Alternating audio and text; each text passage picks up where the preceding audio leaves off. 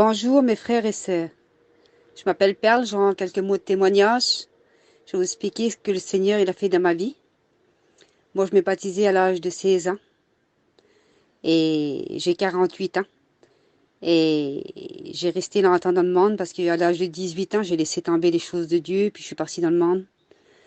Et j'ai essayé toujours de suivre et ça n'allait pas. Je retombais, j'avais toujours un truc. Et un jour, je me suis mariée, j'ai fondé un foyer. Et j'ai eu 2 garçons. Et puis mon petit David, à l'âge de 10 ans, 11 ans, il a commencé à donner son cœur à Dieu. Et un jour, moi je voulais suivre, mais je fumais et je voulais pas laisser ma cigarette. Pour moi, la cigarette, c'était trop important, c'était une grande chose. Pour moi, j'aurais jamais été délivrée de ma vie de la cigarette. Et je voulais suivre, mais je voulais pas laisser ma cigarette. J'aimais Dieu, puis ça, je sais pas ce que j'avais, ça allait pas. Et jusqu'à temps qu'un jour, j'ai passé par une épreuve. Mon petit David, à l'âge de 13 ans, il a fait une crise. Et le soir, dans le lit, il était mort. J'ai essayé de le ranimer. Je criais au secours à l'assassin. Le petit, il était mort par terre, là. Et puis, je ne pouvais plus rien faire pour lui. Je criais à Dieu, je criais au secours. Je dis, Seigneur, qu'est-ce qui se passe? Je dis, mon petit, il t'appartient. Puis, pour moi, le Seigneur, il le prenait. Et puis, c'était fini. Et je vous dis la vérité, j'ai vraiment ressenti ce que c'était de perdre quelqu'un, un enfant. Jamais de ma vie, j'ai souffert comme ça. Je voulais passer en dessous une auto, je voulais me tuer. Mais dans tout ça, là, j'avais toujours la pensée sur cette cigarette.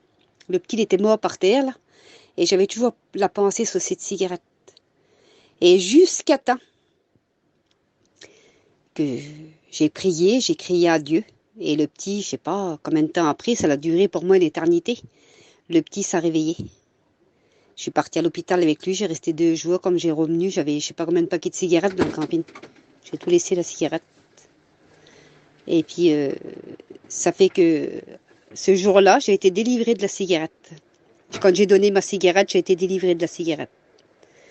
Et je vous dis, c'était une grande chose pour moi. Mais depuis le temps, il y a environ 8-9 ans que je fume plus. J'essaye de faire les plus grands efforts du monde pour Dieu. J'essaye d'être bien, j'essaye d'être à la hauteur. Et la plus belle chose que j'ai pu faire dans ma vie, Seigneur, quel regret que je l'ai pas fait avant. Que j'ai pas laissé cette cigarette, que j'ai pas suivi le Seigneur.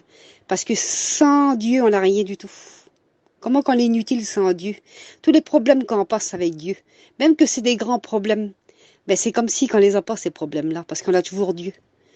Et je vous dis, dans le confinement, là, j'ai des hauts et des bas parce que vraiment, Seigneur, j'ai des attaques qui sont graves.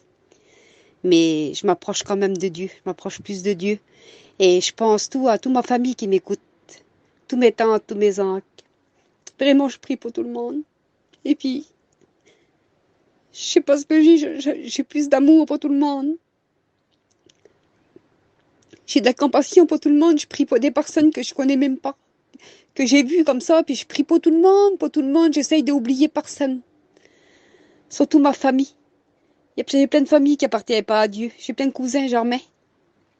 Ben, je vous le dis, si vous m'écoutez, je suis votre cousine, je suis nièce, et je prie pour tous mes tantes, mes oncles, je prie pour toute ma famille, pour tous mes cousins et mes cousines, je prie.